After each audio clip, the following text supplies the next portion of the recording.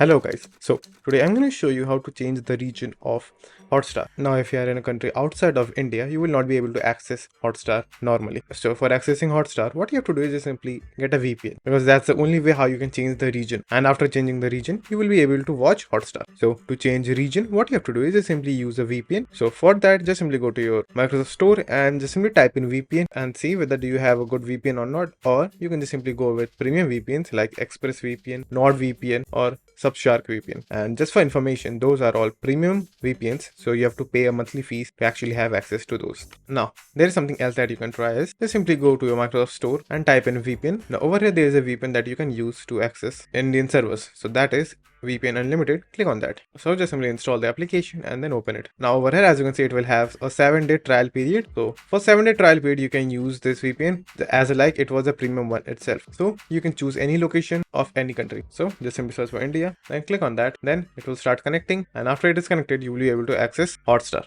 So that's it, and thank you for watching, and do like and subscribe to my channel, and take care.